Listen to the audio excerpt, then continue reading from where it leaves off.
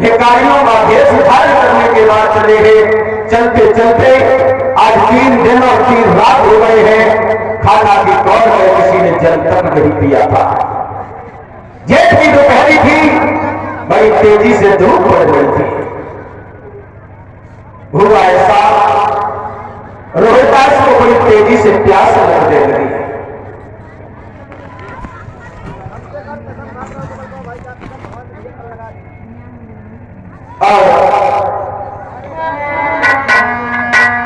जब प्यास लगने लगी है, प्यास से बेचैन होकर के रोहिदास जमीन पर गिर पड़ा है, तो रानी तारा बोली है, साहब कहिए अरे पीछे तो देखिए, क्या हो गया? ये आपका बेटा रोहिदास प्यास से व्याकुल और जमीन पर गिर पड़ा है। हे स्वामी, बोलो कि पत्ती मेरी वो खाई प्यासो मर रहो है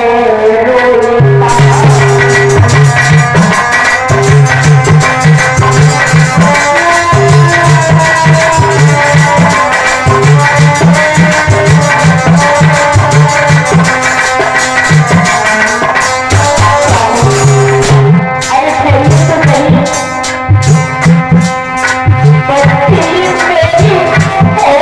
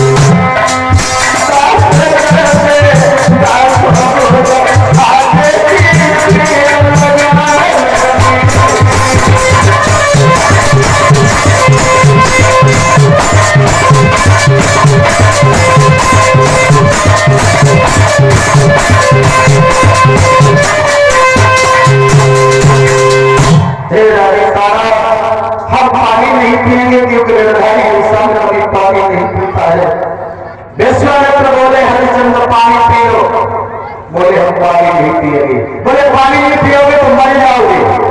कोई नहीं मरेगा, कोई नहीं मरेगा तो तुम लेते जाओ।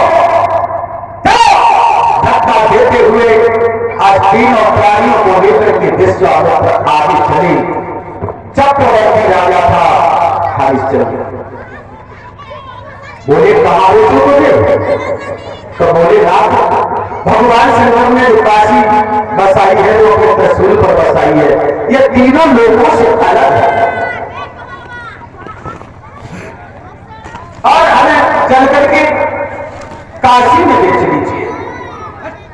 भैया उसी समय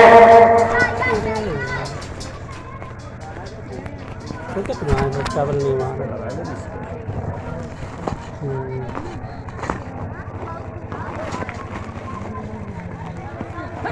नहीं भाई ना ये सही आ लिया तो बजा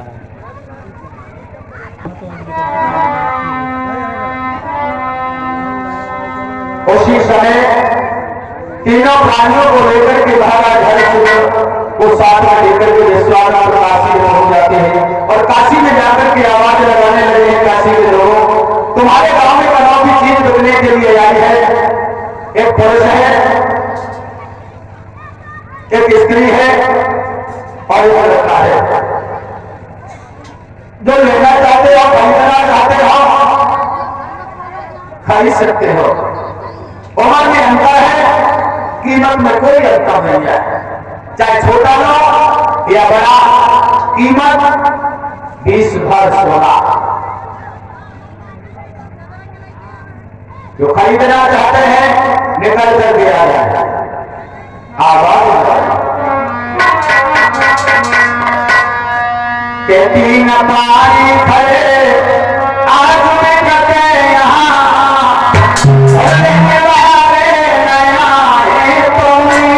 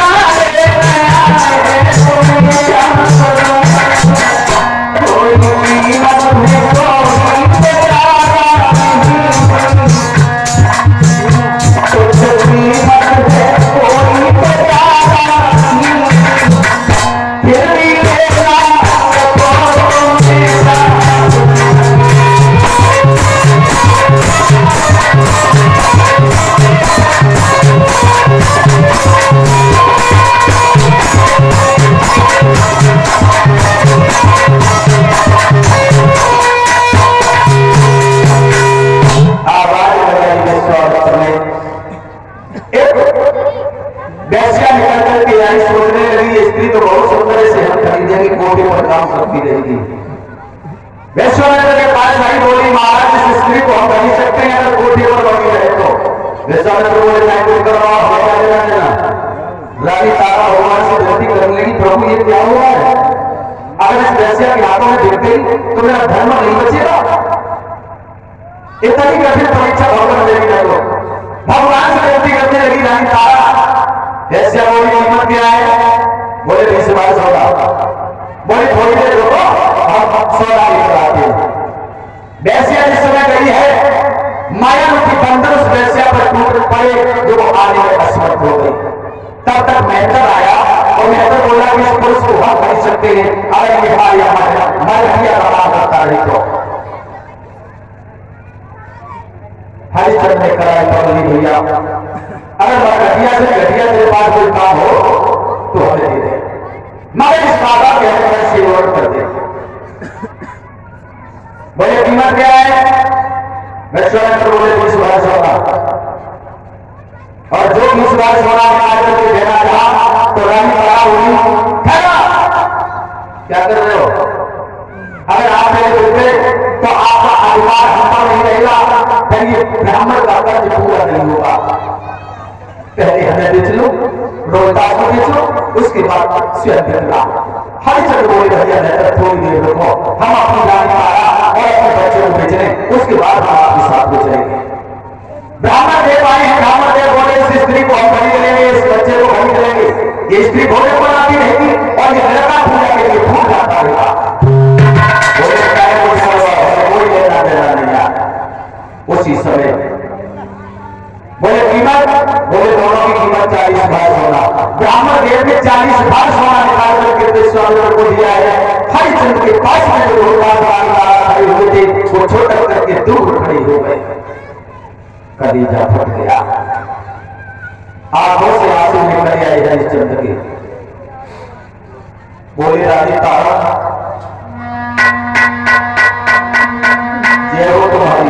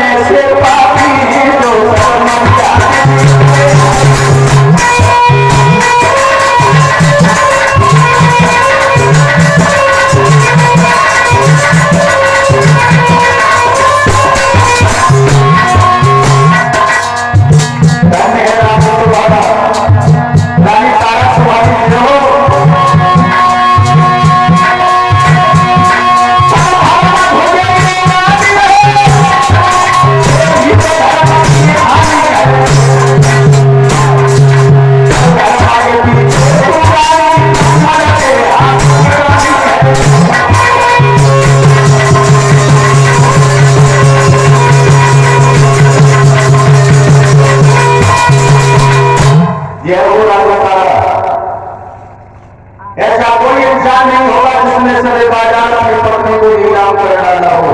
मैं बड़ा भागा हूं। आंखों से आंसू निकल आए। रानी तारा रोहतास ब्राह्मण देव के साथ में चले हैं, मेहतर के साथ में हरिचंद्र चले, एक दूसरे को मुड़ करके देखते चले जा रहे हैं।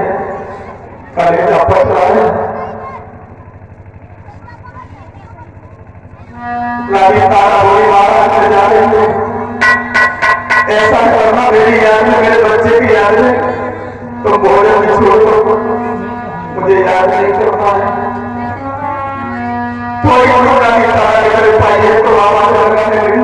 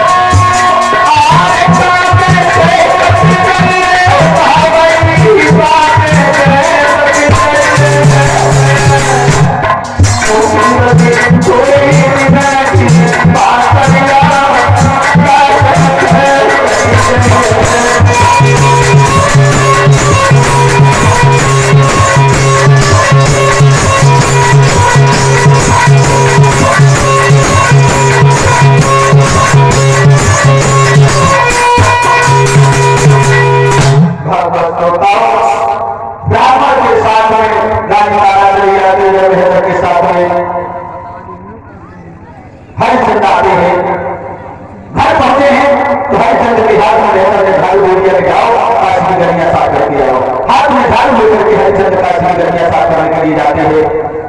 भोजन करने के लिए बैठते हैं तो विश्वामित्र भेष बदल करके पहुंच जाते हैं और जवाब दिया, भैया अगर मेरी कोई आवाज सुन रहे हो तो मैं भोजन खाने को दे दो, हमें आज 5 रोज हो गए, पेट में का दाना नहीं गया है। हरिश्चंद्र बोले मुझे तो 3 ही दिन हुए, इसे 5 दिन हुए, भोजन उठाया, उस अंधे को दे दिया। खाकर के विश्वामित्र निकल गए। 1-2 दिन नहीं, इसी प्रकार से 26 दिन तक पेट में भोजन नहीं जाने दिया विश्वामित्र ने। शरीर शुरू करके हरिश्चंद्र का खाना होगा, पैदल चला नहीं जाता है। इधर विश्वामित्र लौट करके चले आते हैं। मेहता ने हरिश्चंद्र को पास बोला दिया, इधर हरिश्चंद्र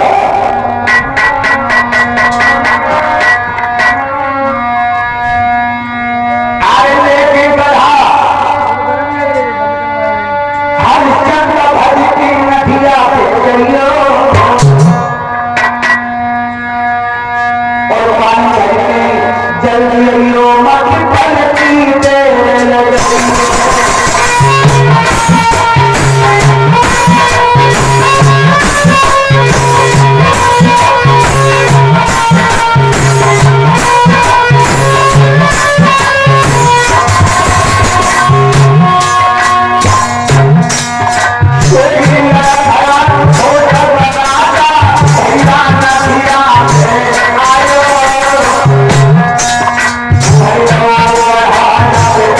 Oh,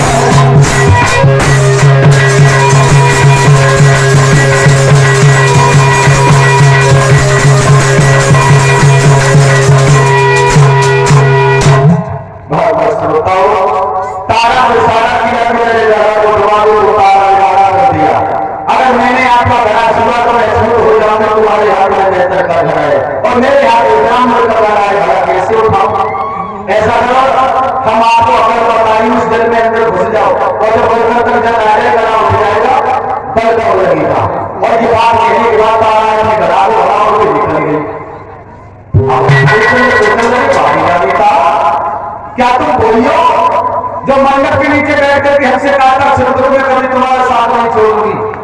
क्या तुम वही हो जो एक दिन हमारे साथ में देखते आज तुमने मेरे घर को नहीं उठवाया? खैर कोई बात नहीं है, हम समझ गए। हो सकता है कि तुम्हारा हमसे कोई स्वार्थ था पर अब हमसे कोई स्वार्थ नहीं रहा। काफी देर तक तो हम सब बैठ करके रोते रहे हैं। उसके बाद जल में अंदर घुसे हैं, गड़ा को उठा लिया लेकिन शरीर में वो ताकत नहीं थी जो गड़ा घर तक पहुंचा पाती। जल से बाहर निकले, ठोकर लगी, गड़ा जमीन पर गिर पड़ा। काफी देर तक बैठ करके रोते रहे। जब वो गड़ा टूट गया सोचने लगे आज इस गड़ा के बदले में तो मुझे भोजन नहीं देगा। खाली हाथ में लौट करके हेमचंद आए हैं तो जवाब दिया क्या नाम है? क्या नाम है? पापा का नाम बता। पापा का नाम क्या है?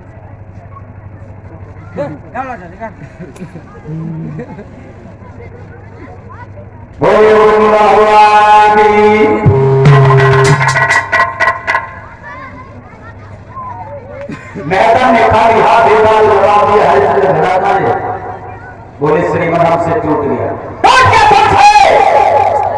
सारे कम भोजन में लगे रहते हो, कहां चाहिए तुम्हारी वो शक्ति?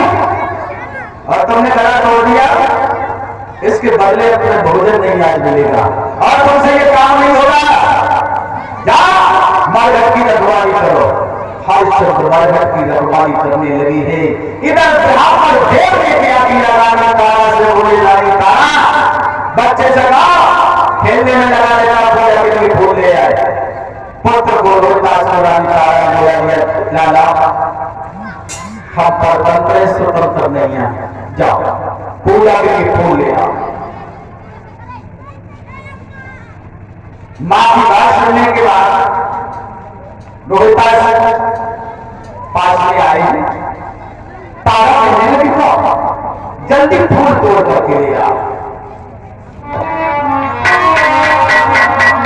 तो मां की बात ले चलिया हम तननी कुमार चलो।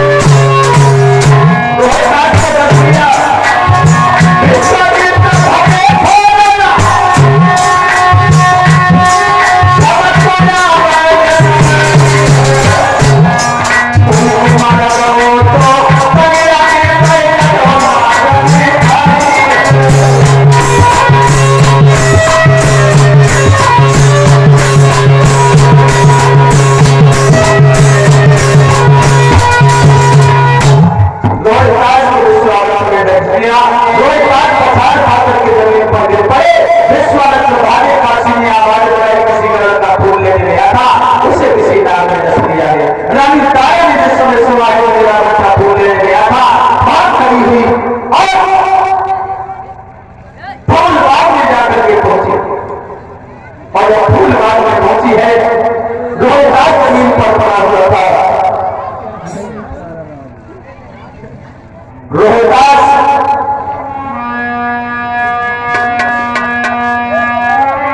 मुंह जमीन से लग रहा है, मुंह से झाग निकल रहा है।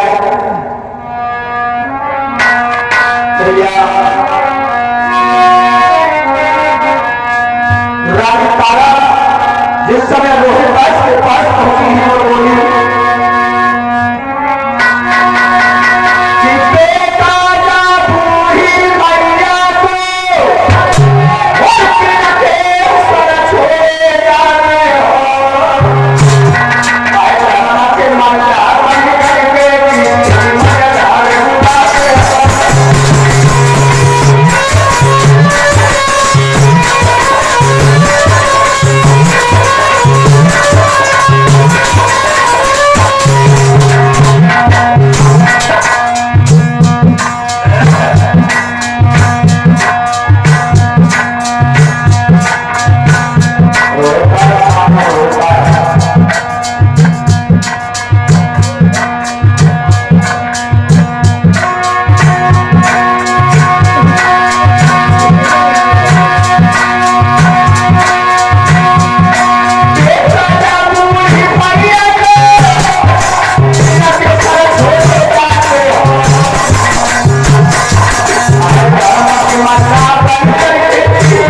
मजार उठाते हो।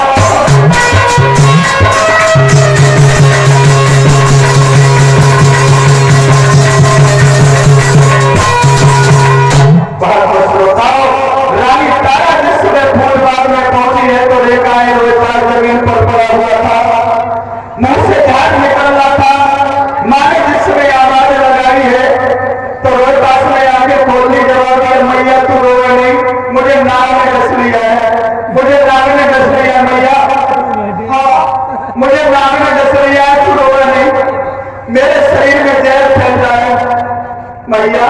हेलो